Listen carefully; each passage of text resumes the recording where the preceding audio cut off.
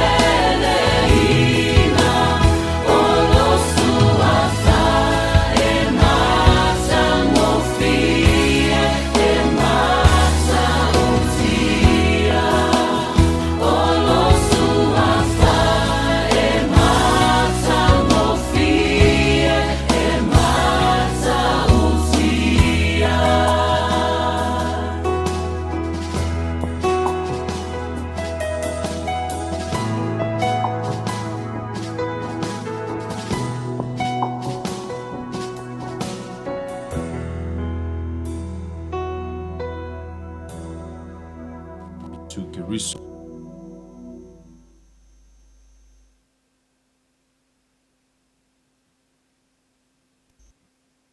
Testing 1 2 microphone check 1 2.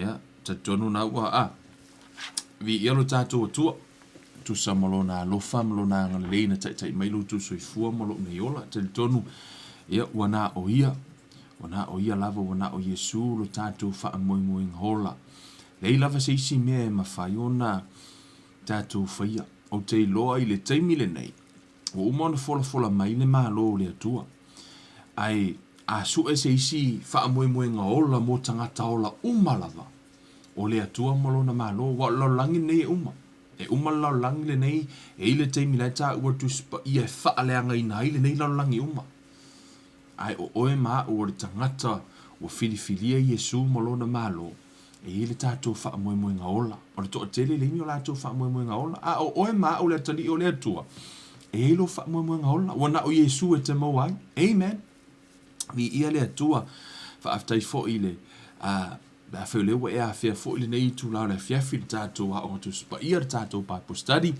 ia la polo ia tato i lo fa le atua ia te le lo mo fo ia me o le fiong pa ia le atua ia onisi o vaenga ia te fia fa soa ia veo se fa manuianga ma se la fo ile fanga ino lo wola tu po e fa le nganga ia o le lava fa nga solo le tato mata upu pe ona fa na o le nganga e au fo ona fa fanga ina ile upu ia pole upu le atua ile suia ia ma le tele onisi o vaenga o tono le fiong pa ia le atua ai Tatalo mai mo ha tatalo tu fo imo o to ina ia fa peona maua le nganga e te fa alongo ia e malama au e te fa alongo ina ia e finau ia pela vona to tele pa ia mal maru tato tunu o tato sila o mai tele o tato awa onga o tele o fa onga ina tu se kusi komi o le tele au te imi o tato o le fionga le atua na lava tato te faitau wai ma o fa malo sia fo tato fo tato na to o fa peona onga mai au e te tali tonu sa o onga fa to Kevin pe a faitele ia lua o te faitau halu e faitau a toa lava de tusi ona e malama ele o ma oi po le lava vai ni fai ngo fia ese o la umana tusi le meta o la onga tusi pa ia o umana tusi o a fo ini meo to fo i le fenga tu wai a faite o fo i le fenga tu wai o te alu au mai ni ata fa tai ai o le tele le o onga la i fenga ngo fo o umana tusi mo i tanto ai onisio ata fa tai mai tu le fenga tu wai o le tatou te o e o ina mai ai le atua malona na atua amen ia ma mea tupu fenga tu wai ono le ata lea o mea o le fenga fo amen lo no winga a o le fa vai ia male fali amen o le ala e te lo mata upu o te loa sa nga solo per tatou mata upu ile tatalo pe tai ia sa o se na o sina taimi lava na o se e tuai nei mata upu ina se ele na tatou nei no walu atu e fa malama mua ni so vahenga ia ina ia awana i tau teva i tatou le fa na wale atua i le sa o tonu na ia ke riso o te mana o awana i fa se ina i tatou le ti apolo ono le to tele o niso ina to mara to wa o onga. You know, I am firmly say that. Man, ya fo ia o te o fa ya tu sa o ato to le o nga o to given. But I always believe that te inga le nganga le tua. Ma fionga le tua lo which tonu i wana o Yesu lava le hala ile malo longo le tua o Yesu le hala ile manuia. Amen. Hallelujah. Na wo umono wa tua fiong pa ia le tua, ma tu ina atu fo. Halu esu. Amen. Alua o fai nau su enga. Fai tau le tusi pa ia e malama. Ai awana ia to inga fai tau fo le te fai tau tusi pa ia. Alaua umana e fili le me tal tonu ai. Te lor to tele o tangata. O laua ia le lato tal tonunga lo lato mafufau. No lo la ia su e uma mai mau tusi pa ia lango ele mea laua lato tal tonu ai. Ia fa sa o le mea na. That's not how you know. That's not for you know me. That's not how you study the Bible. Ele ole au wala sa ole nai te su e tu spa ia. Ole au wala sa o tu spa ia. Ma ese le conscious fule le va ese nisio mea. Ai e fa i tau le tu spa ia. Ile mea le fa me tu spa ia. Ia ma mala fa i tau tu spa ia. Amen. Fa i tau sa ole o ongala o mai. Ona e mawala i ole atuanga. E umai fona ona e fa i tau. E te lo o Yesu ole ala upumoni ma le ola. Le lava se tasi alu atu le tama. Pe ale ui atu la tari. O ia fo mai watu uina umai ia te ia mea uma. Amen. Ai le alu tātou prokalame, te fia te talo ina le te talo lea le apostolo Paulo ia Efeso, te mana o au te talo ina le te talo lea. Let's pray by faith. E te tala i lea tua tātou mata whaleanganga. Te talo lea lea aifoi, ale apostolo Paulo. Sa whapeona te talo i le tusia Efeso. Amen. Hallelujah. Foi mai. Le lau tanga te talo o tātou talo funo la fiafi adi ama talo tātou prokalami le tuola mātou ta mā te talo atu i la ua fio. Ina ia e fua i atu ia te outou le atua o le tātou ali o Yesu ke riso o le ta mā e ona le mamalu le anganga e ona le poto ma le whaalinga. Ina ia outou i loa le lei o ia whaapupula ina mata outou loto. Ina ia outou i loa le winga o le wha moe moe ua i lona vala au mai, ma le winga o le whaula i ngā mea le lei o i lana to finga, ua sili sili mo le au pa ia. Ma le winga o le sili sili ese lava o lona mana ua ia i tātou o e wha atua tua, e tusa ma ngā luenga a lona mana tele lava. Na ia matuanga lue ai ia ke riso ina ua toi wha atuina mai o ia na ie ua oti. Ma wha anofo ia te ia i lona i tūtau matau, i mea o i le langi e sili sili lava i ali i sili umalava, ma whai pule ma e ua malolosi mali mai ngoa umalava e taha ua e le ngata i le o langa nei, a e o foi i le atali.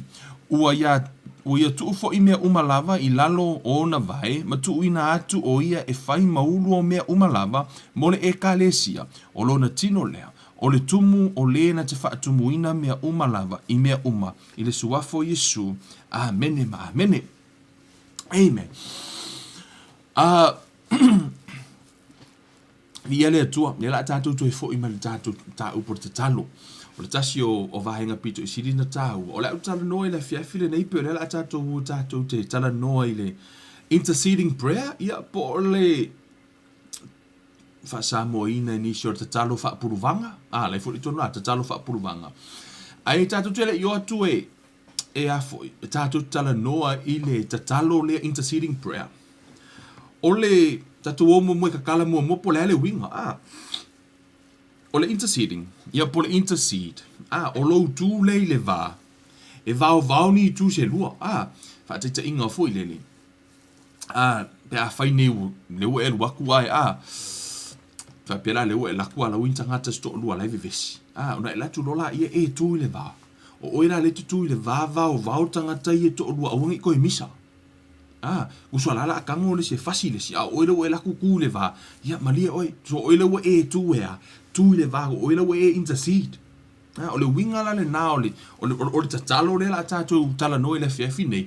O le interceding prayer ia po o le ia tate whaalongo lava i no le telo fongo tatalo ia whaingo ino le intercessor ia la tau e o tatalo fo i lele mo Israelu tatalo mo tangata o la whaingo la tau la intercessor ia po la intercede la tau po la tatalo i le vā o le atua matangata. O le la tātou ue tala noa o le a fo i le whaavai. Po le a fo ilo na mafuanga. Amen. O na ea ono tātou ilo mai le fiong pa i a le atua. Ma tātou va ai. Po le a fo i le tāu ono le tasi leo tatalo. E ese le tāu ai. Fa fia fo ona e qualify to tono le tatalo lea. Amen. Hallelujah. Le la tātou oe. Fo e fa pa wani ani le tātou ma tāu. So wala tu mo e whau mo se whaavai o le mataha upu ai le i alu loa tātou plokalame tātou wad salamu. Amen. Salamo. Alona mataha upu e fitu. Foi upu e sfutasi. Amen. Foi upu sfumatasi. Foi mer foi upu sfumatasi. Let's pick up from verse 10. Amen. Tātou whai tau mu whai upo se furu wha mai. O le atua, o lo utari tā ia, o le whaaola o ia o e ua tonu o la tau loto. O mai lo whai upo se fumatasi. O le atua, o le whaamasino a mio tonu o ia. Ua toa sā fo i le atua i aso umalava i le ua mio leanga. Amen. Wha mai o le atua, o ia o le whaamasino a mio tonu. He is a righteous judge. O ia la o lea tua e tonu lana whaamasinoga. Amen. O lono winga. A whai o ia o se whaamasino. Lona winga ye le taimi fai le mea tau le whaamasinonga. Amen. Wa tātou whai tau fo i tono tu spa ia. O lai whai mai o lea tua, o i o le tamā. Leo tona wase whate te inga. Ia peo le taimi le nei. O le to a tele lava ia whaamasino ia peo whaamasino ia kako vaa ia. Whaamasino na. E le ngato o la tō whaamasino.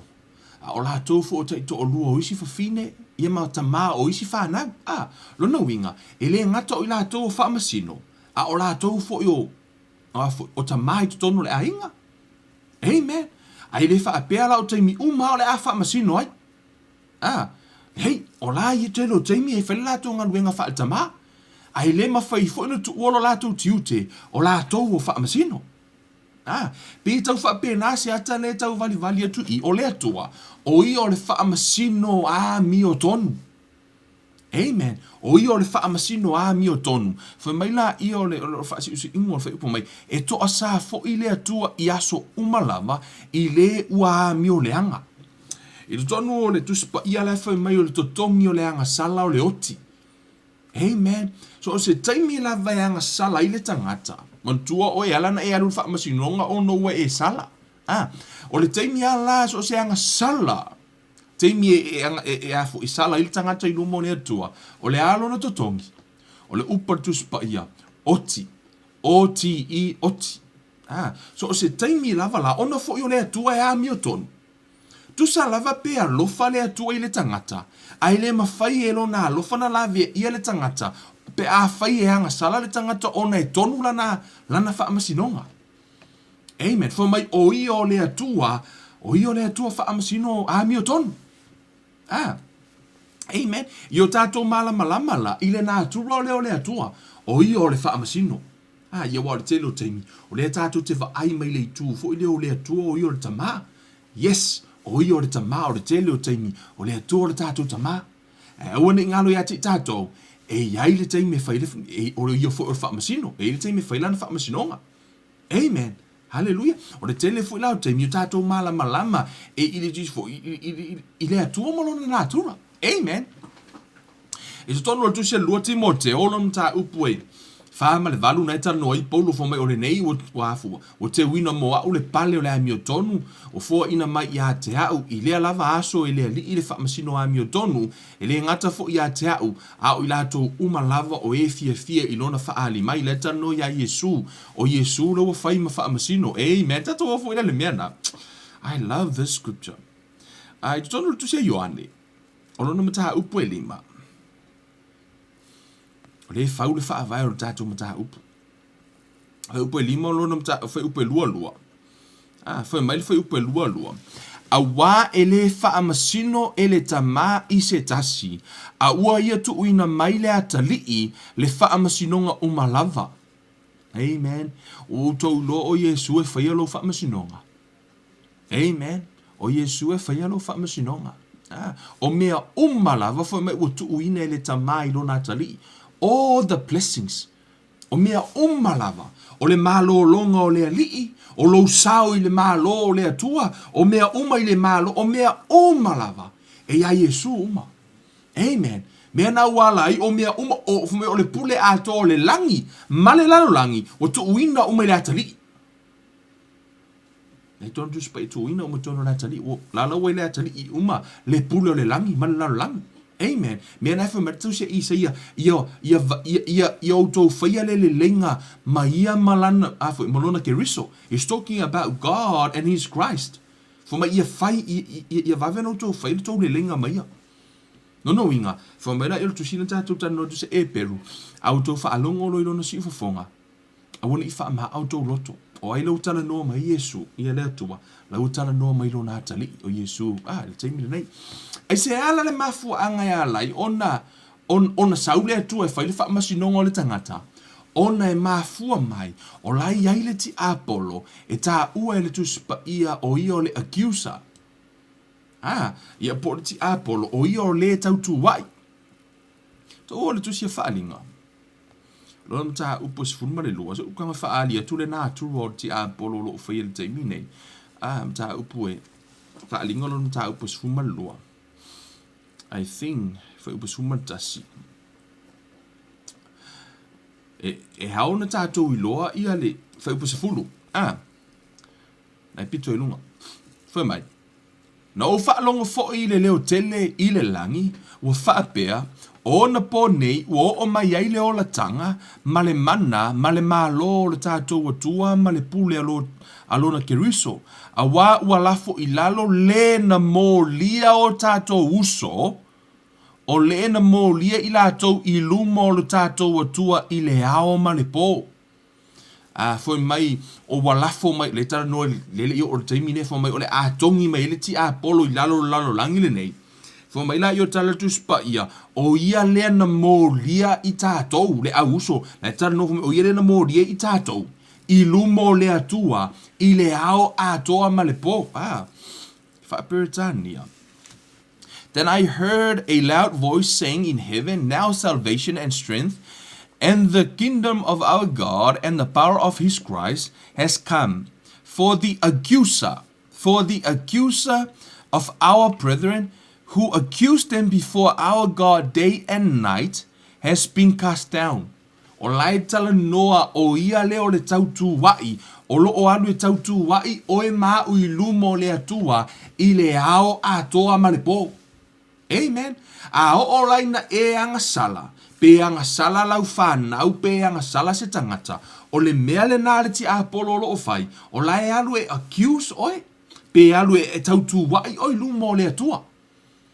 I mea se ma mea le anga lai te whaia. O nala o le atua o ia o le whaamasino tonu. Le na tātou whai tau wai. A anga sala oi e ta taula o na whai le whaamasino nga sao. O le ale to tongi o le anga sala. O le oti. Lona winga so o se taimi lava te anga salai, ma na ora ti apolo e oti oi. Mea nai alua e mea nai mafua ina alu accuse oi lumo le atua. Amen. O lona le anatura, fai meritala tuspa ia o le accuser. Tato o tusia Sakaria. Le tau a vatu ia nisi o ata tātou te vaai ele nā turu o le ti apolo. Sakaria e toru fai upu mamua ma le lua. O le tasi leo ata na vaai e le anganga e Sakaria. Na ia vaai e le afu le faalinga le mea la e tupu le spiritual realm fai mai. Wa ia faali mai fo ia te au o Yosua. Ele o Yosua fo ilelele na alu ave tangata I tu tonu o Israel. No, o le tala no o Yosua le o Yolo staulanga. Foi mai la ia o lo staulanga mo Israel. Foi mai la ia o le faalinga le na vaai e tangata le Sakari foi mai. Ua ia faali mai fo ia te au o Yosua le fai taulanga sili o lo o tu I luma o le angelu a Jehova. O Satani foi o lo o tu o ia I le tu tau matau e te e atu ia te ia. O luma o Jehova o la e tu wai le tangata le ingo ia Yosua. La tu ele angelu le tua. A la fo tu atu Satani e te.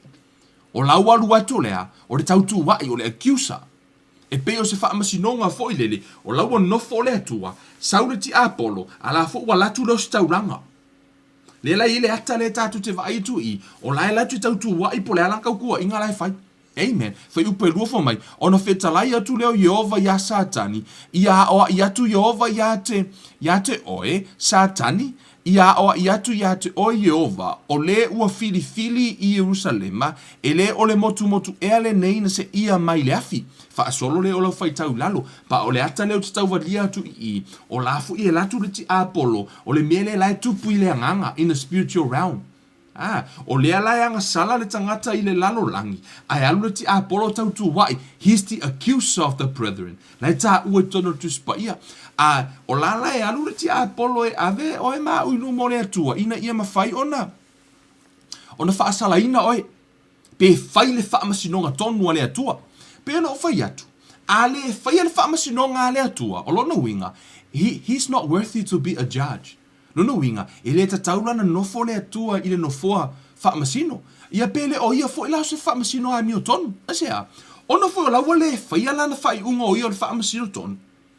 Ona la o le atua o ia o le atua e ami o tonu. O le mea na e alai ona tatau ona fai lana whaamasinonga. Pe a anga sala oe, anga sala hau, anga sala lo watali, anga sala le tuai lava.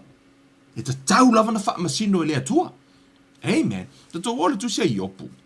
Amen. Si tatou va aia le tautua I le fai nei ele ti apolo. I to tonu le tu se iopu. O lona mata upu e lua.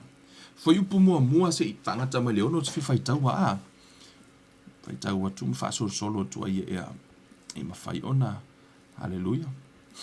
Le vali e tu tātou wha vai. Ne ye e lolo na mafua anga ya lai ona tā ua le tū i le vā. Fo mai, wo o i le tasi aso. O no mai e le o atali o le atua e tutu mai lumo Yehova o atali o le atua le tā ua i. O lai tala noi a ngelu. The sons of God. Lai tala noi mo mio a ngelu. Fo mai. O tutu mai lumo Yehova. Na sau fo i sa tani fa atasi ma i la tau e tū mai i lumo Yehova. La wo atu atali o le atua, la fu o atu satani fo mai. Ua fetala ia tu fo Yehova ya satani, ua e sau ea mai fea. Ona tali mai ai leo satani ya Yehova, ua faa pea mai, ua o sau no o fea lua i le lalo langi, ma fe sa vali ai. Ua fetala ia tu Yehova ya satani, ua e ma fau ea ila au no yopu. Awa ele ai se tasi e tusa mai i le lalo langi, o le tangata ua sao lana amio ma le amio tonu, o le ua matau i le atua, ma alo ese i mea leanga, ua tā ofi mau pea foi o ia lana amio tonu. Sa e fa o soina au, fa longo tala lea, sa e fa o soina au ia te ia o fa o foi le malaia ia te ia. O lai accuse, a latu le ti apolo su e atu se au wala faitau, num tā upo mua. Mele te fai atu ai, o le lei o le ti apolo e su e le mea e ma fai ona accuse ai o i lumo le atua. Amen. Foi mai la I ole foi upo e fa. Ona tali mai ai leo ona tali mai ai leo satani ya Yehova. O fa pe mai. O le pau e su ya I le pau. O mea uma foi ua ya I le tangata. E avatua e ia e su ya I lona ola. Ai peitai ia e a apatu lo a ao ma e tango atu I ona iwi mona a ano. Pena te le fai ai ea ia te oe. Yo lava luma. Right? Fa mai la I o fai upo e ono, mai ona fetala ia tuai leo Yehova ia satan, fa auta o ia o ilo lima, tau olo na ola e te le fa sauina. Weva ai e le mea ti a polo o alufai. O alufai I luma o le atua. Kongo le kele o mea ngai kukupu I lo o langa. O lai ki fia fa maunga ku I luma o le atua, ai kukupu fai nga kai lo o langa. Ona o lai accuse o ele ti a polo. Lai fa mai, God, e fa mai le tua, ele kai a lofa Kevin ya oi. Ele kai e kupu lo ala se ma ya Kevin fa pea, nga va ai lo la ia ile, ole a fai mai Kevin ya oi. O la ya lo le tia Apollo e accuse oi lo mo le tua. O le fa fi ta ulila. Ile taimi sko ingo yopi. O lo na fa fi ta uli. Ele ia se tangata na tu mo sto ino yopi. Sa ku wasko ingo yopu mo ia. Amen. O tau tei lo le tusi a iopo, le tusi mua le o le tusi pa ia. O le kusi renga mua kusi o le kusi pa ia, o le kusi a iopo. Ai mafua na tu I to tonu I ile o ngā to tonu o le tusi pa ia. O ne pe se poem, tusi o lai tu whaatasi mal salamo, o ne pe wha pe nare na turu o le tusi lea. Me na wala ina mai tu tonu I o le tusi mua le o le tusi pa ia. Pe o le kusi mua le nga kusi le tusi pa ia. Ai le whaia tusi o mose. O le tusi le tali tonu umala usu e sa tusi e kua le vai kaimi o apele amo ma le vai kaimi nga. Le na tusi le yopu. So, o le yo matua tusi a mose po tusi le kenese e soto le vitiko numera. Ia la ufa mua tusi pa ia. Ai o le o I lo tu o tusi le yopu. O le la tatu te vai tua I le na turu o le ti Apollo. O I o le tau tu vai. Amen. Ona la ole, o te tongi o langa sala ole oti, right? Le la tātou o mailo. Ile tāhu o le vaenga, le no tala noa tuai, le mafua anga ya lai, ona. Tōre tu se e hafu, Ezekielu. Ezekielu e luas fuma lua. Foi upo e tonu se fulu. Ezekielu, foi upo e tonu se fulu, ma tonu tasi, ia. Fa uma kuia kolkasi. Foi mai. Tala le atua. Fai tau mai oi lunga foi upo luas fulu lua fa solo, lufu fa solo mai na ilalo. Nai tala no ele to asao le atua ino uanga sala tangata Israel wa. O mai loa. O le tala le atua na fai foi mai. No osa ili atu ya te ila tose tangata na te ati na ena le pa. Matu ile mea ua le petia ia uluma mo le nuu. Ina ia o le faa umatia ai. Ai o te le I maua lava. Right? Fa mele tala le atua I. No o sa ili atu se tangata, e sau e tu i le vā. Seisi e sau e tu e tatalo tu ia te ia e tau fia o ia. Mai le whai o le wha masinonga le la sau e whai. Tu so lawa sau le atua ono o ia o le wha masino tonu. Ono le anga sala na ilunga atu pe e whai tau mai whai upu na ilunga atu o mai lo le tala lea. Ele whai upu le tolu se funu. Lawa sau le atua e whaila na wha masinonga. E saula le atua e whaila na wha masinonga. E iloa e le atua a ona wha masino ina tangata nei. E feoti uma tangata nei. Asea, ona fo i o le totongi o le anga sala o le oti. Fo maila i o le tala le atua, no o sau su e seisi. Ai se e su e le atua se tangata. Amen. E sau le atua e su e se tangata e latu e tu i le vā. E tatalo atu ia te ia. E tau fia o ia mai le whai o lana wha masinonga le la whai. Ona fo i o le atua e alofa le atua i le tangata. E le o mana o le atua e oti le tangata. Ai, e le mawhai fo i lana tau fia lana wha masinonga ono o ia o le wha masino a mi o tonu. Se vai e se le alofa o le atua. God is so love. La sau le atua, i loa e le atua, wala tato fai tau salamo fo mai o ia o le wha masino a mi o tonu, fai mai e to asa le atua i aso i le anga sala le tangata a mi o le anga. Ona la o le atua, o le tele o taimi o le to asa o le atua, ita le atua i le anga sala. E le ita le atua i le tangata.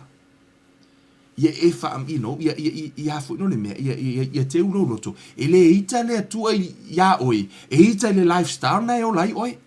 Pe ita le atua i le anga sala na e whai oi, a lai alofa le atua i le tangata, a ita i le anga sala. Amen.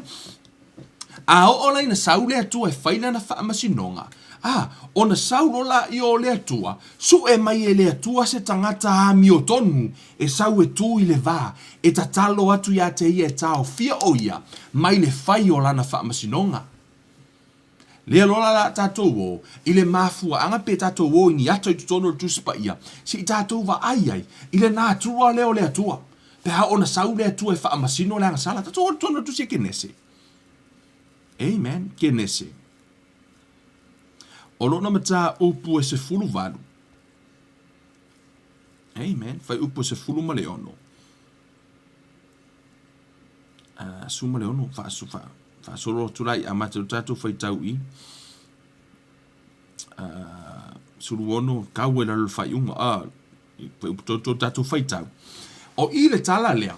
O i le vali meile hata ina ua saule atua. O tau mana tua fo ina ua.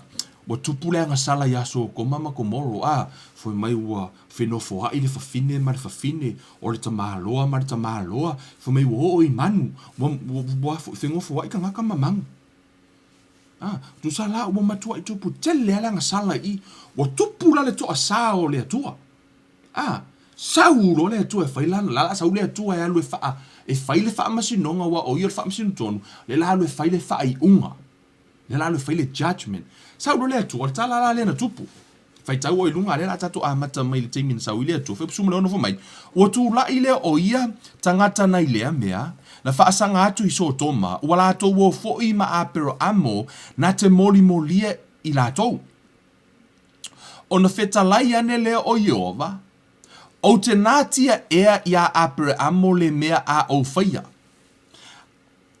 a wā fo i o apero amo o le a fai o ia matupunga o le nuu tele ma le malosi e manu ia fo i a te ia o nuu umma o le lalolangi a wā ua o iloa o ia na te poloa i atu i ana whanau malona ainga pe a mawai atu o ia la tau te tausia le ala o Jehova i lo la tau fai ami o tonu ma wha masinonga ina ia wha ataunu uina e Jehova ia Abrahamo le mea na ia whetala i atu i a te ia ona wha pea leo Jehova o le alanga mai so toma ma komoro ua tele ma ua matua tele lava a la tau wanga sala leo tātou lore mafu anga o le a alua i le atu e whaida wha masinonga ua matua tele la anga sala wha mai laia o le mea lea o te alui fo ai ia i loa po ua whaia lava e i la tau e pei o le alanga ua o mai ai i a te au a whai fo i ua le ai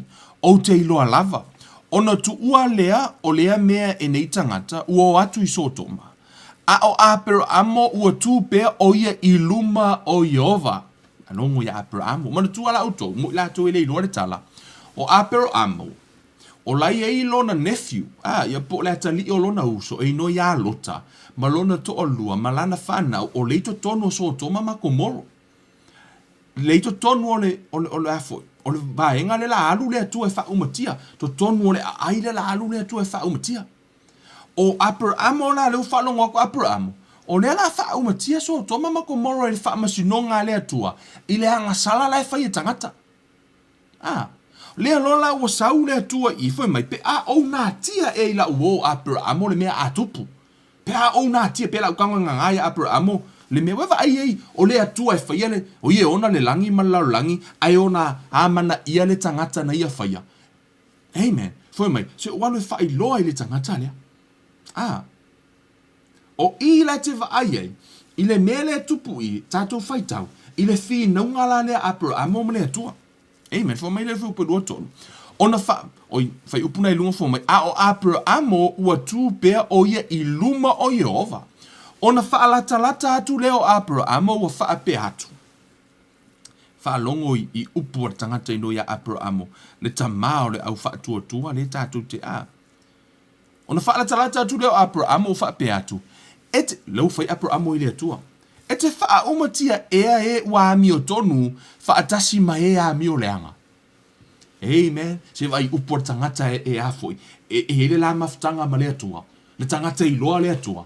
Whaalongo whaingo o ana upu afu mai. E te wha umatia ea e wahamio tonu, whaatasi mai e wahamio leanga. Pe a whai oile a aitangata e to a limanga furu o e amio tonu. E te wha umatia ea le wha e te wha umatia ea ai e le wha sauina le nuu ono ole to a limanga furu o e amio tonu o iai. Amen. Whamali tala Abraham. Ai alu aku ai mo inka ngaka amio kongsko a lima se furu I to tonu o. O so to mama komoro. Ea, e te lehe la via ia la le nu atoa ono tangata to o lima se furu. Le ale tadi le atua. Ia mamao lava ia te oe ona e whaia whaapea e whasioti I e a mio tonu whaatasi ma e a mio leanga. Ma ona whanga tusa ma whaanga tusa e a mio tonu ma e a mio leanga. Ia mamao lava lea ia te oe. O lea na te wha masino ina le lalolangi uma, e le whaia e ia le wha masinonga tonu. Whaalongo. Le sa halu, whaateta inga, le mea ti Apollo lai whai. Lai kau kuha I le ki Apollo, ia kākou, ia pengaru fori ki Apollo kau kuha I lumo le atua, le anga sala so koma makomoro, wha o hele hoti. Ala iko kongu na kari, ai whaalongo fo I lai le tangata amio tonu, le wo fi ngau kama lolo Abraham. Fa o ngā hele Abraham le upu le atua, fo mai o I o le wha masino tonu, fo mai laia, e moa ka ngaka ko a lima se furu amio tonu o, e le ka kaulanga e fasio kia. Ono o oil tangata, o oil le atua wha masino amio tonu, e le mawhaina fasio tia whaatasi la au amio tonu, whaatasi matangata amio leanga. Whaila e tonu lau wha masinonga, ta tauna la via ia tangata nei. Amen. Te vai le fi nau o tangata amio tonu wha mai la I ole, ala foi. Fai upe lua ono. Ona whaapea mai leo Yehova. A whai o te maua I so toma tangata a mio tonu e to a limanga furu I le a ai. Ona o whaasao ai leo le nu uma. Ona o I lātou. Whamai lea tua. A whai uke maua de tala le wha masino tonu. Lea tua. Whamai o kei Abraham.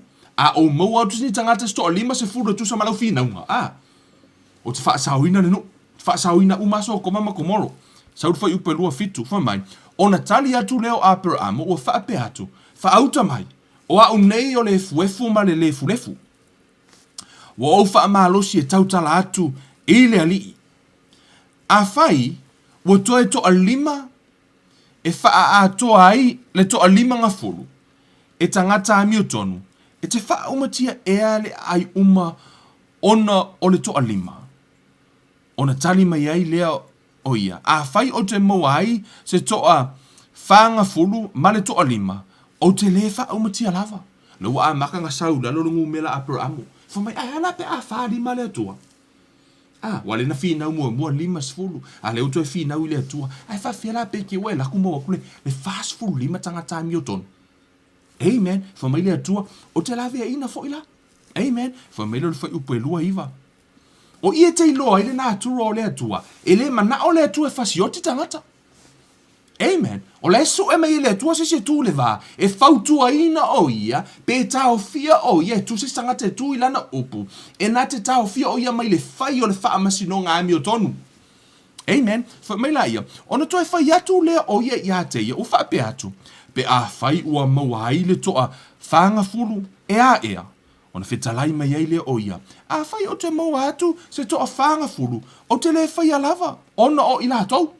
Si, le wo o fase fulu finga nga apel amo familia tua a mo ka kas ko fase fulu o ke le fai o te le fase o tia fa longo tali apel amo ona fai atu lea aia au ana ito sa mai le li a se o te fai atu a fai ua maua ai se to o tolunga fulu e a ea ona fetalai mai ai le o ia a fai o te maua atu se to o tolunga fulu o te le fai alava e le wo o tolu se fulu foi mai le tala ona fai atu le o ia fa auta mai o fa malosi e tau tala atu i le ali a fai e maua ai se to o tolu se to o lua fulu e a ea ona fetalai mai ai lea o ia pe a o iai le to o lua fulu o te le fa umatia lava o i la tou le nga fi ngau mai lunga ia ka maro upper amor limas fulu le wo o mai nga fi ngau i lea i le to o lua se fulu fai upo e tolu lua ona fai atu lea o ia au ana i to sa mai le li ai se i o fai atu le toi upu lea a fai e maua ai se to a se fulu e a ea ona tali mai ai lea o ia pe a o iai le to a se fulu o te le faa umatia lava ono i latou. Lenga sau mai lunga le limas fulu. Sau o ma le toa i le afo, i le toa se fulu. Fo mai le atu, a o mau atu ni tangata mi o tonu se toa se fulu. O te le faa umatia lava so o toma makomolo. O na ngata i le ngare fi ngau a upper amo. Ia, wa ngata i le fi ngau a upper amo, ai o te tali tonu. Ana fi ngau a upper amo pe, a o na mau ase tangata mi o tonu se toa tasi. E mauti noa ai fai mai le atua, na te lavia ina lava. Ai onga ua ngaka le finga unga apera amu. Ona fai mai le atua, ona fio leo Yehova ina ua fai uana feta lainga ya apera amu. Ona toi fo i leo e apera amu i le mea mawai. Amen. Fai taula i o i tua le talana so. Ele i a kose furu ntangata mi o tonu. La tu le atua, nga oloka malonga a inga le ngai. I a ifu i vai ngolonga a inga le a mi o komu. Amen. Ele a toa la se to se fulu o le mafu anga lola na fa tau nu o no fa masino nga le atua e le uta to fa tau le tala ia susunu ina so toma makomoro ma fa tau nu lola i o le o le fa masino nga le atua le ala uta to va ai tu i le ata le i le tangata le na tu i le va o le atua e pe e o lana tu e na te fautua ina le isi tu po o lo walu o le afoi o lo tu i le va e se le tau o le vaenga le tano tuai. A e alu te tui le vao o e ma le atu, le vao le atua ma lisi tangata. E te tauna le leile lua vaa ma le atua. Amen. Tu sa e te tauna iei se lua vaa le lei ma le atua le te lua au na le afu le atua le whair wha masinonga. O lo tu lai le vaa, o te wha atu sa ina peo o ele ke alu ke vao misa. Kuso peo le o sau le atua e lona toa sa. A o le tu le tai le atua. A le wa e kango e vao o e la le te alu to tonu. E le le o le afo, o le mea qualify e o e to tonu e te tui le va. Ona e te iloa le atua. E to iloa le tangata ne i. That makes you qualify e te tui le va lea. Ona e ta uolo iloa umo i tu e lua.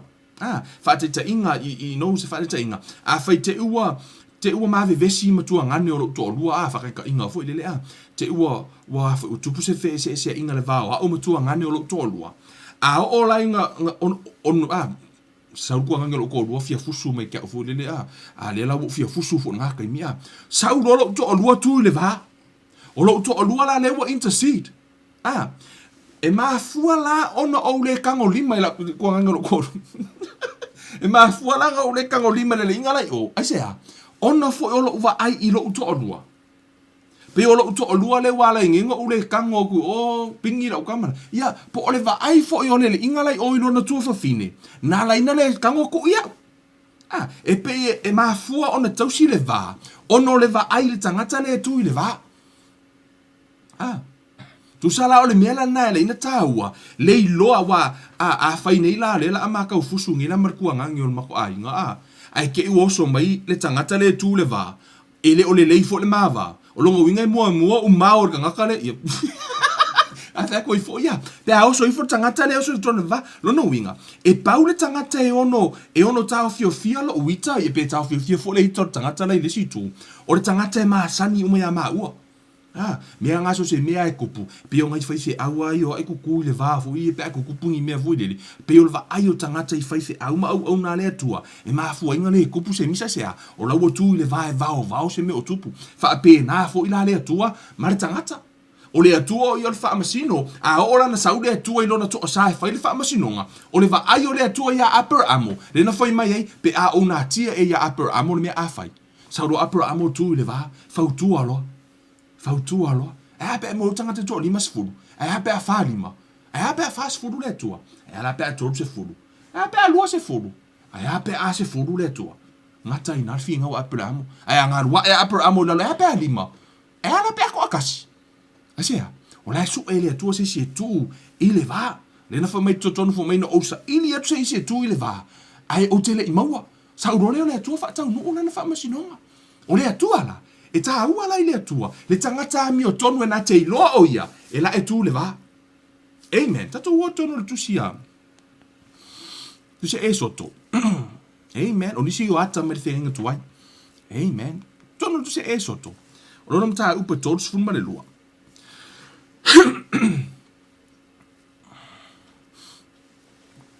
O i, la whapupua le tala a, ina ua alu mose inunga le maungai mai tu la fono. Mina va e tu la fono se fulu. Fai si umi ngalu mo se a fast fulu. Ua a mata na fai tio tangata. Isara elu. Ona tango filo la io tangata ua. Wo fai sko ingo a longa e fai se kupua aulo. Ia fai ro kupua aulo hifo ia ima. Mo to asa ila le atua. Ale kala ngole ko mose. Fo mai do tala le atua ya mose. Usa la wo ilo le atua, la wo fai ala ilunga sko ingo mose ilo e mose. Fo mai do tala le atua ya mose. Ona fetalai mai leo Yehova ia Mose. Alu ia oi ilalo. Aua. Whalongo fwere whengor kala lea tua i. Fwe mai. Ona fetalai mai leo o Yehova ia Mose. Alu ia oi ilalo. Aua o lou nuu na e ave ina e nai le nuu o aikupito.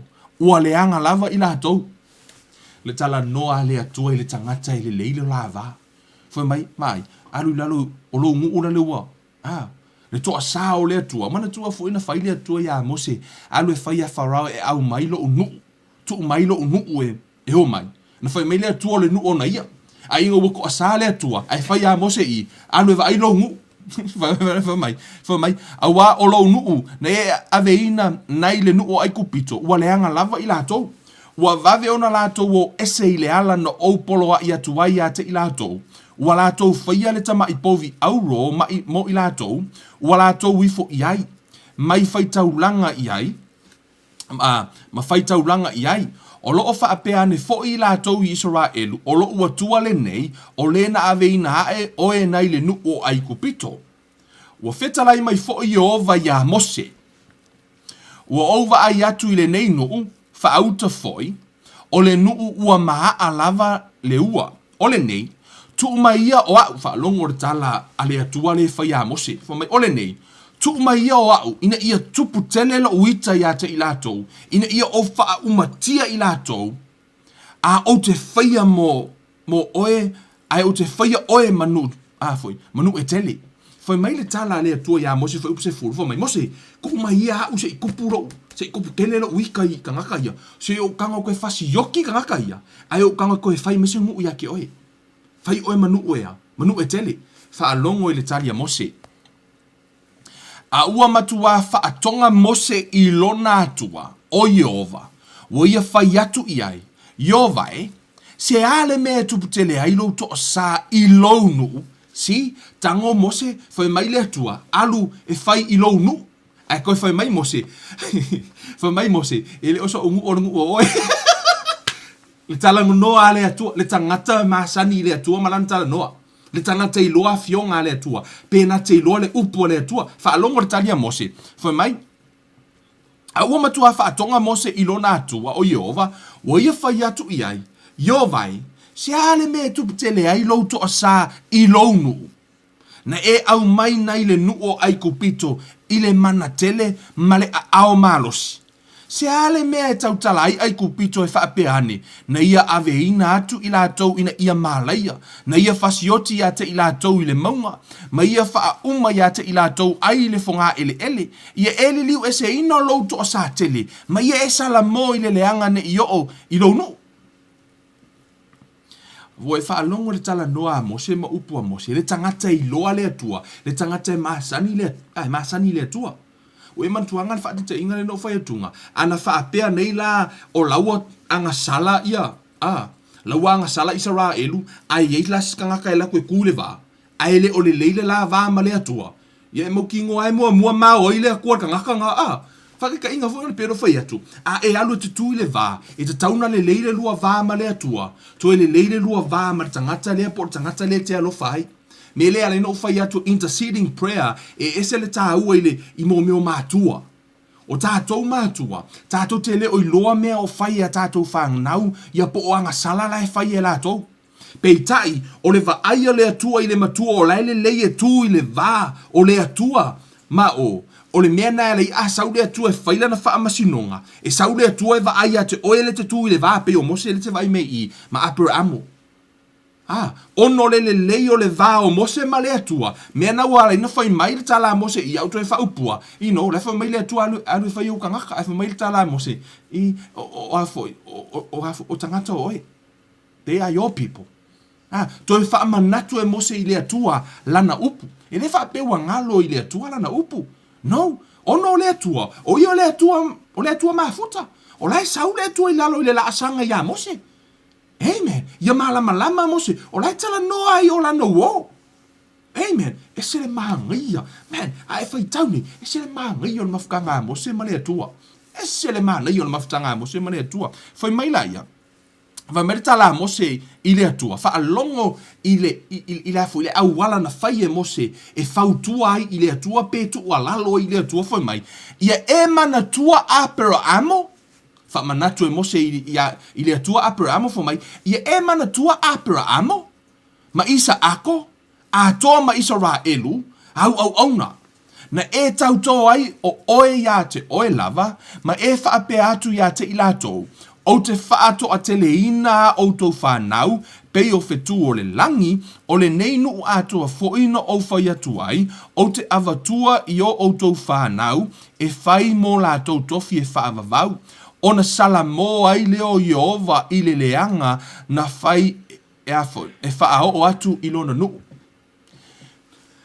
Whai mai le tala le tuspa I o le atu e le salamo. E le o Io se tangata e salamo ai. E le te whai tau atu. I whai mai ona salamo ai leo Iova I le leanga na whai a whaao o atu I lona nu. I to tonu I le tusi lea, I le whautua ina e Mose o le atua, po o le tua lalo, po o le tu Mose I le vā, Tatalo I le atua, e tā ofi le toa sā o le atua. Le la awhaia Israelu. Amen. O le na sau le atua, fo mari kala le akua le amakanga le, fo mai Mose, kumaya usi o kango aku e, O ai Mose, wa tā ofia le atua na whaia le langi, ma le lalo langi, me le whai o lana wha masinonga.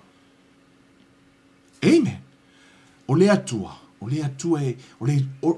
alofa, ma le atua mafuta. Amen. Po le ama le ale to asa ma le leanga I feo le tangata. Amen. O le atua le mana o e o se anga sala e o lona to asa I le tangata. Mea na ela ina foi mai na ia sa ili mai se tu I le vā. E le o mana o le atua e whaila na wha masinonga. A le ai se tangata e tu I le vā. O na whaila na wha masinonga a le atua. Amen. Ese la le tā ua o le vā lea. To tele nisi lau whapea. O Yesu tātou puluvavga. Yes. Ai le mea e le afu ino le mea. E mafua ina tatalo o I le matua. Le la tātou wo e vali atu le atana. Ina I o tātou malamalama mo. Mo tātou mo e kakire I o le kakire whenga kuaia. Wane la kakore whenga fō. Tātou o le tusia numera. Le si atane to e vili atu. Numera sifuluma le lua. O le tuole o Mose ia Miriama ma Arona ina ua whai ia Miriama ma Arona ia Mose. Le o na le atua. Ile mena tupu se tātou whai tau ai. Fai mai. Ua fai upu Miriama ma Arona ia Mose mo i lātou i le iloa le tala o Miriama ma Arona. O Miriama o le tua fafine o Mose. O Arona o lona uso. Lena au mai a fo mai la ia. Ua fai upu Miriama ma Arona ia Mose ono le fafine kuso na ia fai a vai. A wana fai a va o ia i le fafine kuso. O le fafine le o kuso, le fafine nu o kuso, o le fino nu ese. Ele o se tangata o le whanau me tutono, ele o se sima le whanau a le atua, po o ia foi o le fafine le sau me kakongo le, ke lo le, nakari o ngoa fo le whiku e noa. O ngai sau o ko o lua le kumalo mo se le, me lana le feitai i tangata ia. Whamaila ia, le feitai i Miriama ma Arona, whamela whai upelua. Ua la whaiane, wana o Mose ea ua whetalai mai ai Jehova. Ele o ima ua foi ea ua whetalai mai ai o ia. Ua whaafafonga mai foi Jehova. Whaalongo. Tu sana whaitio lau vahenga lea ia ele o langonga e Mose. A lai whaafafonga ia lea tua. Amen. O lea tua ea. E iai mea lilo. Whamaila i hor whai upu e tolu. Na matuanga malu lava le tangata nei o Mose. E sili lava i tangata uma o le lalo langi. For the Bible says he's the meekest man on earth. O ia le tangata pito i sili na loto maua lalo i le lalo langi i lona vai taimi. Kakalingo ia Mose. Whamele wha upe wha. Ona feta lai whaafua sei mai ai leo Jehova ia Mose ma Arona ma Miriama. I nā o mai ia o tau e to tolu i le whale feta whai o le whaapotopotonga. O no mai ai leo i la tau e to tolu. O nā fio i fo ai leo Jehova i le ao wha ni utu. Ma ua tu o ia i le whai totoa o le whale feta whai. O ia wala au fo i a Arona ma Miriama. O no mai ai leo i la ua. Ona whetalai mai ai lea o ia, i nā whaalongolongo mai ia i au upu. A whai e iai se perofeta Jehova o ia te outou, o te whailoa au e au ia te ia i le whaalinga, o te tautala atu ia te ia i le miti. Ai le whaapea lau au no Mose, o le whaamaoni i lou a inga umalava, ma te whaafesa ngai ma ona matautala mai ia, e whaali lava ai le o upulilo, o le whaatusa foi o Jehova, na te vaava ai iai, no ulua le fefefe ea i se ha e whai upu i lau au no Mose. Ona tupu ai leo le toa sao Jehova ia te ila ua fio ese foi o ia, ua mawai atu foi le ao o iluma, ai luma o le fale feta whai, whaauta foi, ua le pela Miriama, e pei o le kiona lava, ua va ai atu Arona ia Miriama, whaauta, ua le pela lava o ia. O lea ua le pela le fine leo Miriama, ono le toa saa o le atua, ua whaire whaamasinonga le atua, ono lana anga sala ua mui, ua tano mui le au na le atua, po ua mui a Mose. Amen. Ona le pela i lola ia le whaamasinonga le atua, whaalonga la mai. Ona whai atu ai leo Arona ia Mose, a wele ali ie, o te ai o yatu ya te oe, au e te tuu ya te ima ua le anga sala ua maa whaia ma le whaavalea. Ma ua maa anga sala hai. Au ane i avea o ia e pei o se ua oti, o le ua palangia le tasi tu o lona tino, ino o whanau mai i le manava o lona tina. Ona alanga tuai lea o Mose, whalong o Mose. Ona alanga tuai lea o Mose ya Jehova ua whaapea atu lea tu wae. O te ai o yatu ya te oe ia e whaamalolo ia te ia. Ona whetalai mai ai leo Jehova ya Mose. A whai ana wheanu lona tamā i ona luma, pa ua le mā ea o ia i pō e fitu. Ia punitia o ia i tua o le tongala wapi i pō e fitu. E muli ane, ona toi talia mai ai lea o ia. Ona punitia atu ai lea o Miriama i tua o le tongala wapi i pō e fitu. E le i o malanga fo i le nuu ina se ia toi talia mai o Miriama. E muli ane, ona tu ua lea o Harris nale ya fo. Ase rota e le nuu. Malato lau wapi i le vao o Parana. O i le vaenga lea. O Miriama. O le tatalo a Mose, le na whai mai ro le tala lea tua. E ave Miriama i tua pa, se i uma aso e fitu, ona toi au mai le tutono tō ngala wapinga. Bo toi malolo, mai whawhinge, lau toi wha malolo e lea tua, o le watali lea tua, e toi wha malolo le whawhine leo Miriama, ono le wa ai o lea tua ya Mose. Vai le ta ua ngā ruenga Mose le na fai o le meta o le tū i le vā. Amen. E le ngata e maasani e loa e le atua ia e Mose le atua to i loa e Mose lona tua fine e lona fiso ta inga. Me foi la na la ina la ve ina le atua Israelu. O le alto sa o le atua ai na tu wai Mose. O le foi le to sa o le atua ia le to sa o le atua ia i le la foi. Ya Miriam ma Arona ai na tu wai Mose. O ila leo te fia tala noa tuai. E ese le tāu o le mele o le tātou. I lo tātou lo tutu i le vā. I tono le kalesia. Tono le tusia iopu. Amen. Tātou fai tau ina. Na whaamangalo ina e Mose le whawhine leo i fo o Miriama. Ina ua whaamangalo ina e Mose. Whaamangalo fo i le atua. Are na whaamangalo le atua toi au mai. Sa tutongi na nanga sala le sa fitu waso ai toi au mai no toi fa fo i me le atua mo toi whaamangalo ina. O tono le tusia iopu. Jakopo. Amen. Hallelujah. Luma tu se Jakopo na mta upo lima. Te tatu fai tau ai ile. Amata man fai tau fai upo sumar fa. Te fia vali tu se atale i. Ile melo le tu ile va. Amen. Foi mai. Ua mai ea so outou. Ina amia tu ye to i ina le e kalesia. Ia la tau tatalo mo ia. Pe uma ona whaau u ia te ia i le suau u i le suafa le ali. O le tatalo foi e whaia i le whaatua e whaola ina i le mai. E whaatu ina foi o ia e le ali a whai foi uanga sala e whaamangalo ina ia. Amen.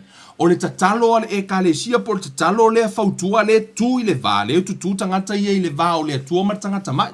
Fo mai se o mai na avela ito ino le kalesia. Fo mai lai o tatalo foi e fai le whaatua e whaola ina i le mai. E whaatu ina foi o ia e le ali a whai foi uanga sala.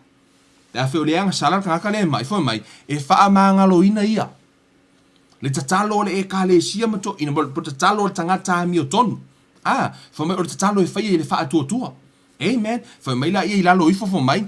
Ia fe faali ia o to wanga sala ma tatalo le tasi mo le tasi.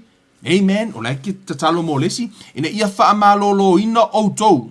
Ua o ngā tele le tatalo whaataua nau ale tangata a mio tonu. The prayer of a righteous availeth much. Le tatalo le tangata a mio tonu. Fa me le tala tuspa ia ua sili lea.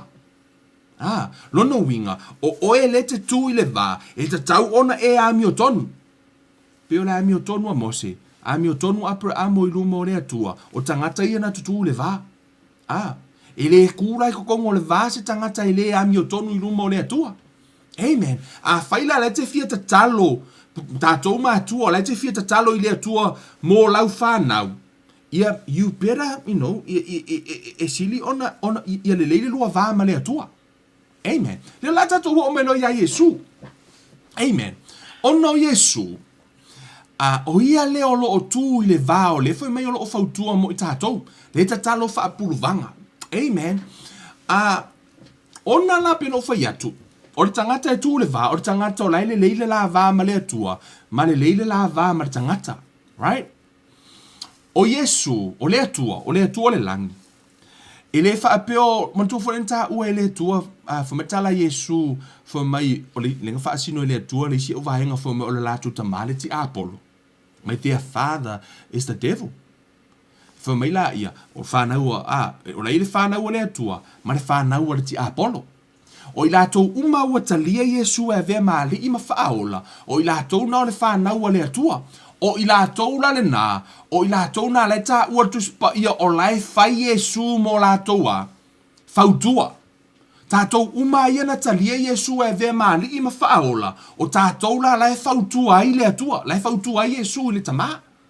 E le o la vea i le au vaenga le lātou te le o talia ina Yesu e sea, o lātou o le whanau o lai au na le ti Apollo.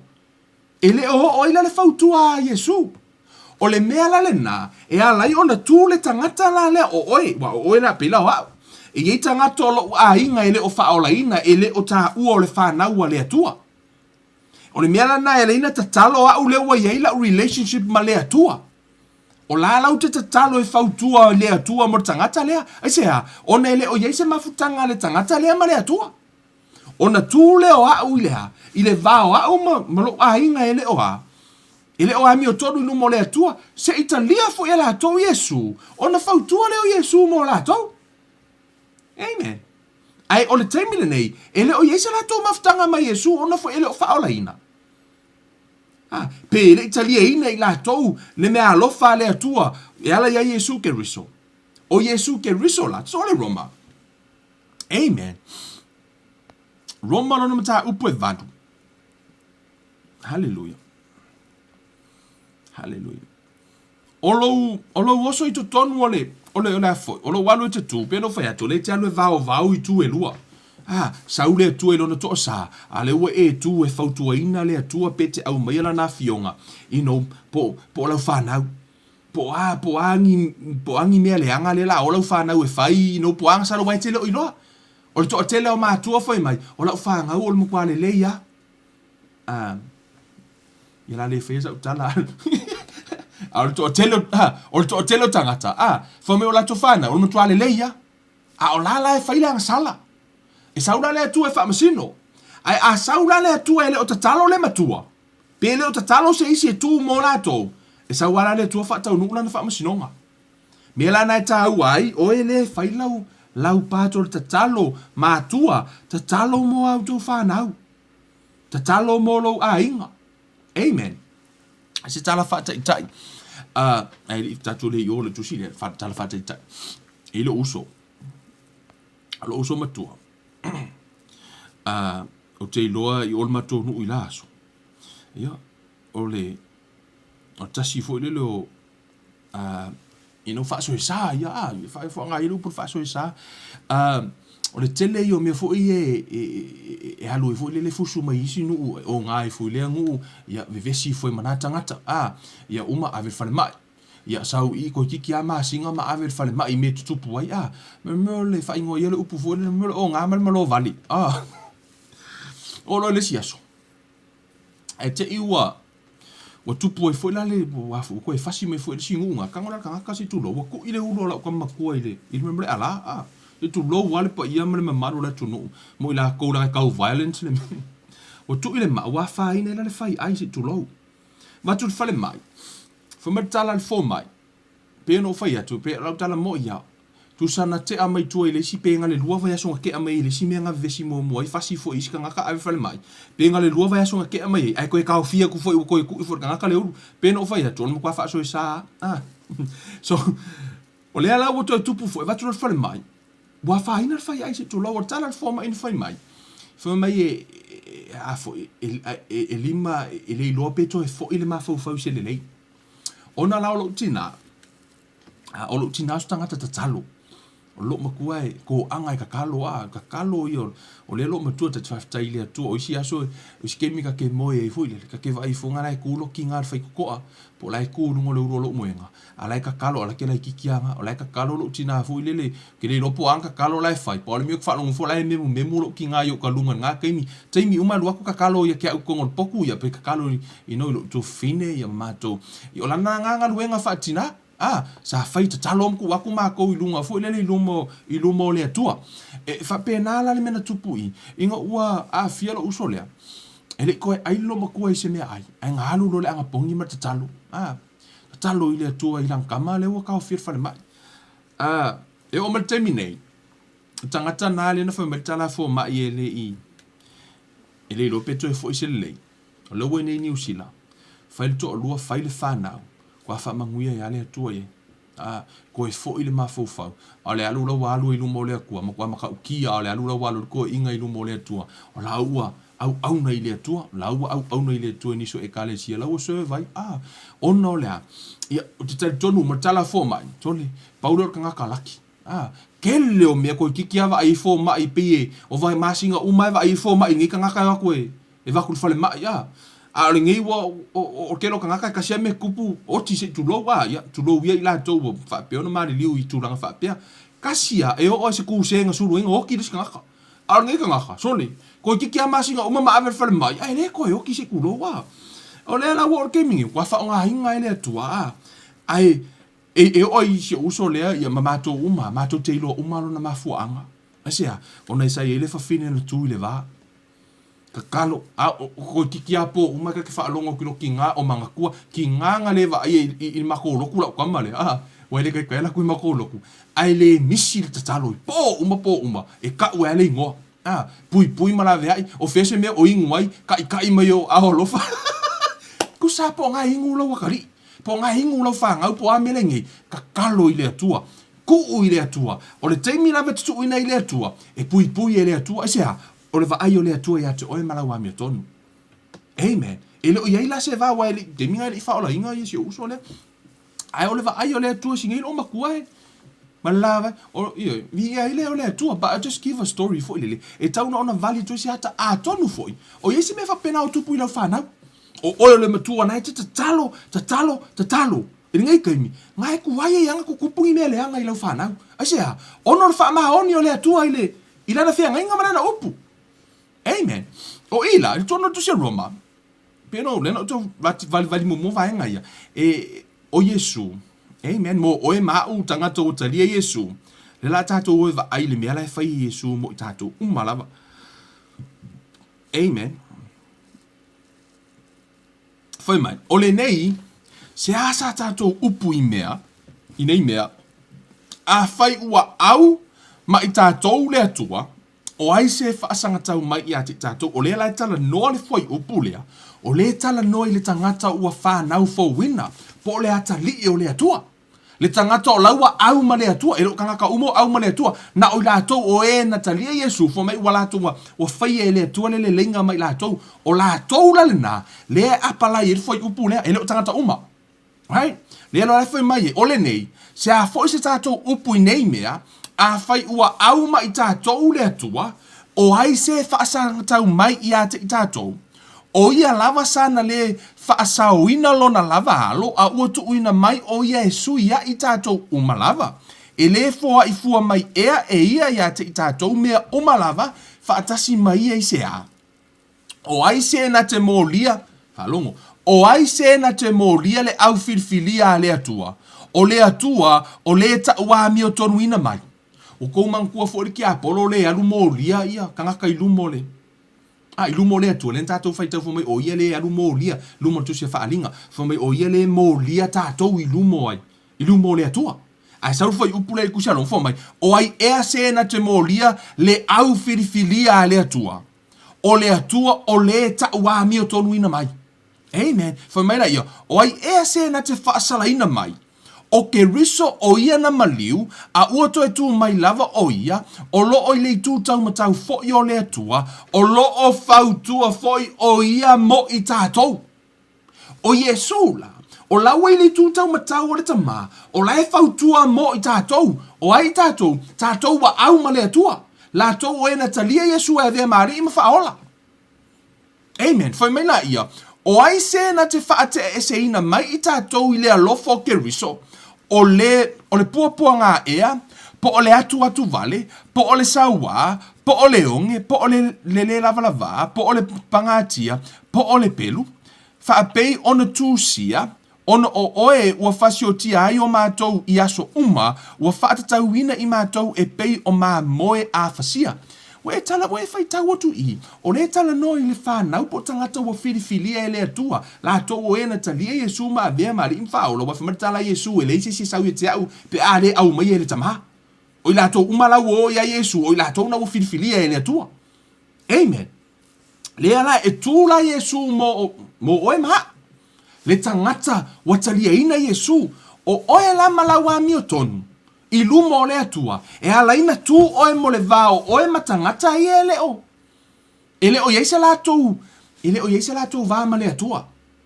Amen. Ie, o aula inge ngiusi la inga ia uoe whai ala kopisi ngisi fo ie. O le tele o taimi. E pei o le mewha o le whao ngā o lo ingoa. E pei e saules tangata, whao ngā lo ingoa e alue. E pei o lo vaa. O le vao oe ma le tangata lea, e ala iona maua se mapusanga o le tangata le i le itu lea. Pe o le wha o ngā oe, o oe le tutu i le vaa. So se mea lava, se sau wha akauru ka vale, e pe o oe le ke anu ke kū le vaa voi lele, e kau ma whai negotiate se mea.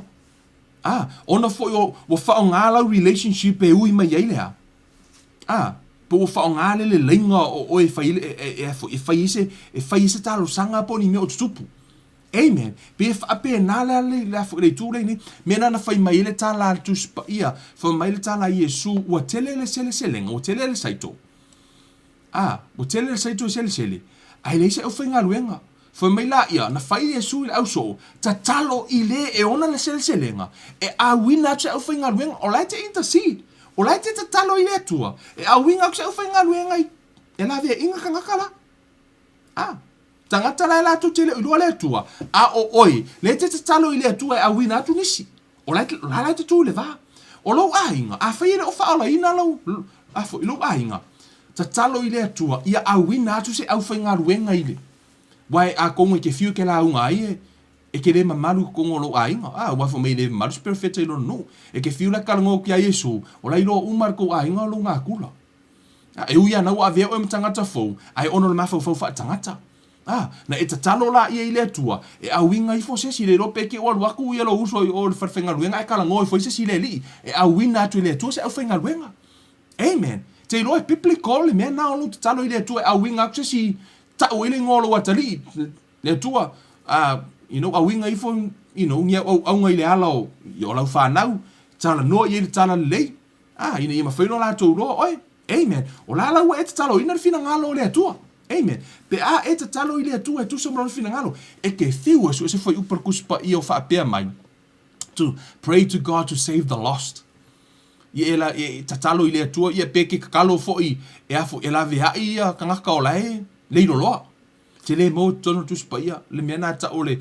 save the lost no te le mo ai te mo ai le tatalo pe te mo ai le fina ngalo le tu fa pe mai a wina tsa o fainga wenga amen lo no winga o lau tatalo a feite fie tatalo e la via ina lau fa na u fa ola ina la to wanganga ma yo o tala le le ai le yo o mai le aso le li tatalo ile atua fa apuluvavga a wina atu se au fainga wenga e o atu ea, la vea ia te ila tau, se au whenga ruenga sao, o la fo i le au whenga ruenga ki a polo i lunga le ala. La fo i o e wha se tangata. Amen. Matala tu spa ia o sau fo e peo le a ngelu le malama lama. Au ila tau o e ta la i Yesu. Ile o se e kalesia. Ta la i Yesu. O i o le ala i le manuia. Amen. Fo mele o tala tu spa ia, o ia le le fau tua mo i ta tau. O le anganga pa ia. I lunga atu le mta upu fa upu lus furu, ono fa asono mai lalo, foi mai.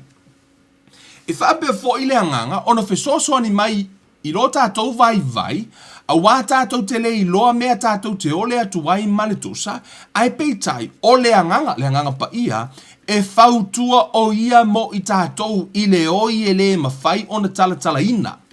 A o le su e i le loto, ua sila fia e ia le fina ngalo le anganga, a wā o lo o whautua o ia mo le au pa ia e tusa ma le fina ngalo le atua. O le anganga pa ia le talo no te talo i ngana ese a, o le talo i mea lilo, o le whautua le anganga pa ia mo tātou. Ma le tua foi le ea foi, e talia e oe Yesu, o na maua le o le anganga pa ia. A whai le talia ina o Yesu, i le ei foi la si anganga pa ia. O Yesu, o le mea alofa le atua i le lalolangi. A o le anganga pa ia, o le mea alofa le atua i le ekalesia. Na sau le anganga pa ia, e tāpena le ekalesia.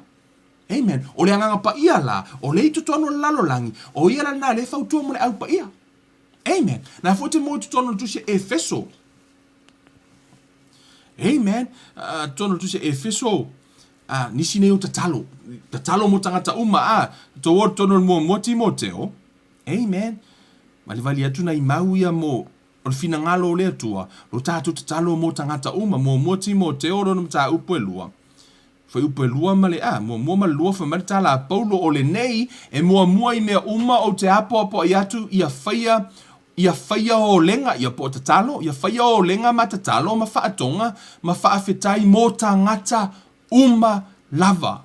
Mo tupu, ma i lātou uma ua iai le pule, ina ia tātou no nofo ma le le atu vale, ma le file mu, i le amio atua uma lava, ma le amio matango fie. O le fina ngalo leo le atua, ia e tatalo mo tangata uma. O le ale winga le upu tangata uma. Tangata uma. tatalo ai la oe, kakalo la oe, me se lava la tangata tatalo mo le pale mia, o le kapene, ta laifa mai tatalo mo tangata o lai i le pule, mo tangata ia, i mo tupu, ia rato umale nei, ina ia mawhiona tato nofo fifi le mu, kakalo i le atua ia whaina na mi o tonu, ia aunga i kako vevesi, se vai le fina ngalo le atua, amen, la laifa mai ia tato tatalo mo tangata uma, o la lai te tui le va, amen, o lai te tui le va, o lai te tatalo i le atua mo isi tangata, amen, hallelujah. O le si tu e te tonu tu se Efeso, amen, Efeso, Ephesians, Efeso le na tatou fai tau ai. Efeso no mta upe ono fe upe sfuma le valu, uma le ofu tau le na, ofu tau le tan no mai lunga fa mai lola ia.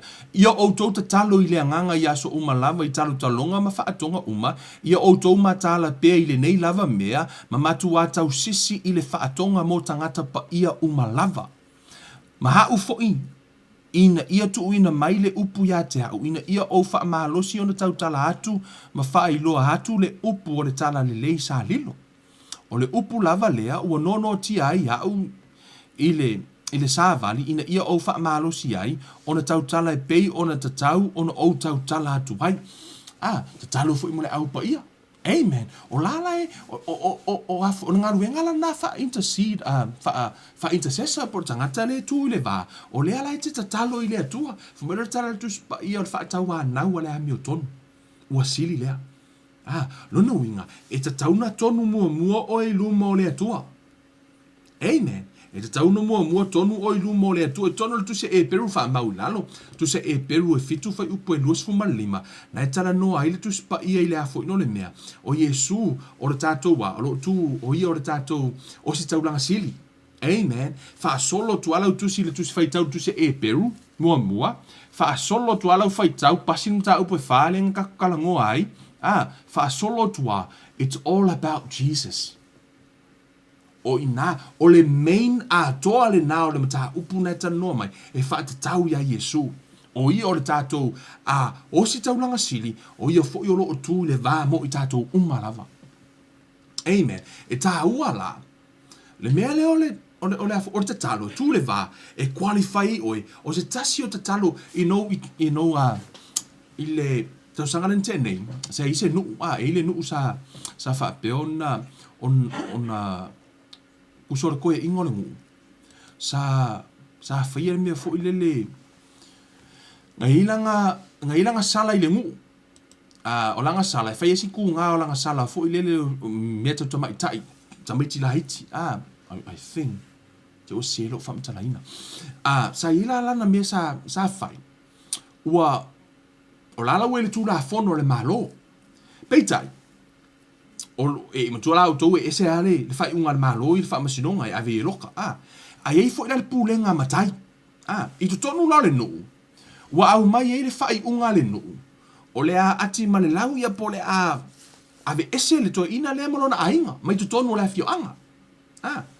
Le toi ina le na fai le mea le tu tonu le nuu. Le la o la lai ese le fai unga le malo ia. Ai o le mtaha upu le la a fai tu tonu le nuu. O le mea lana tupu, i to tonu lau i le nuu lea.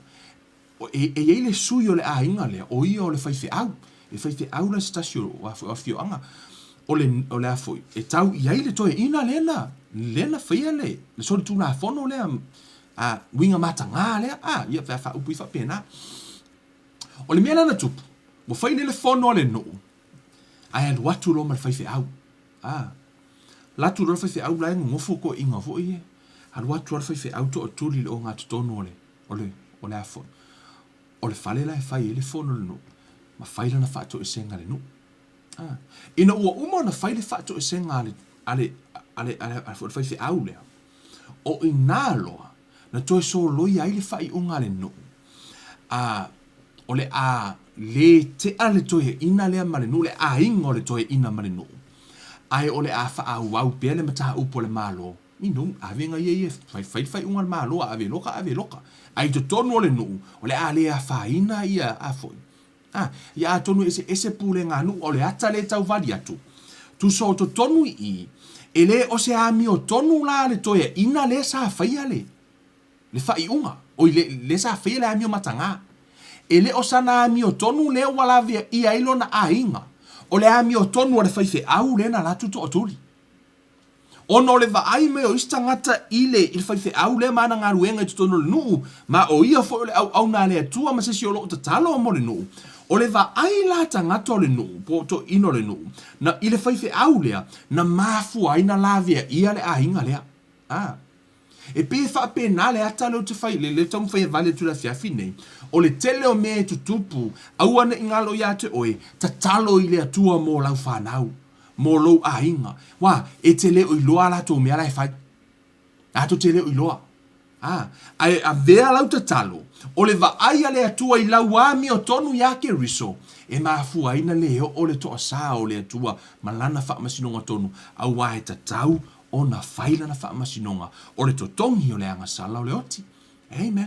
O le tāua la le nā, o le mta upu le tātou tala noi nei, o le interceding prayer, ia po le tātou intercede le tātou te taloi nei. Wa le kako ke oa, kako ke intercede, e leilo tātou tāua ma tātou ai mua, pe ai se ha. Ai e qualify fo ila i tonu o le mea tau le interceding prayer, as an intercessor.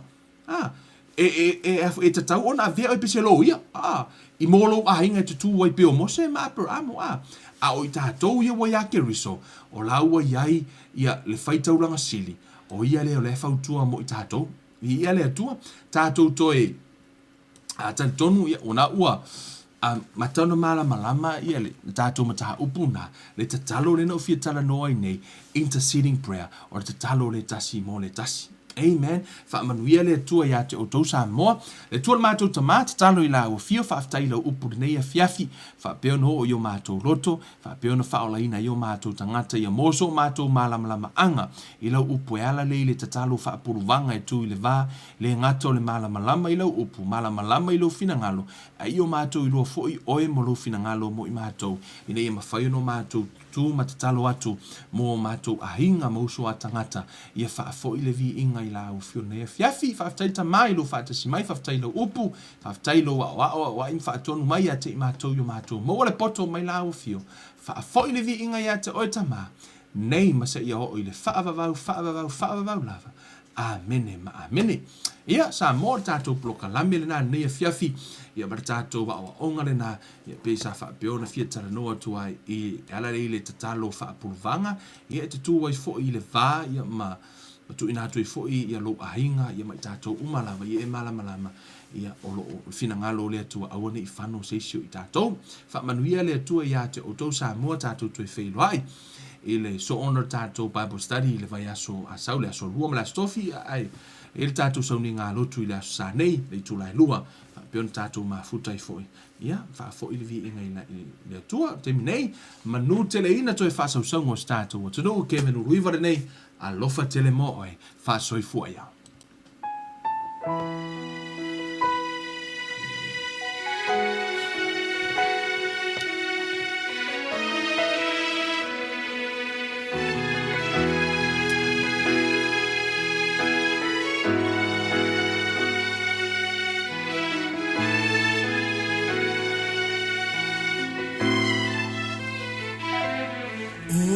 se ua iloa no finanga lo leli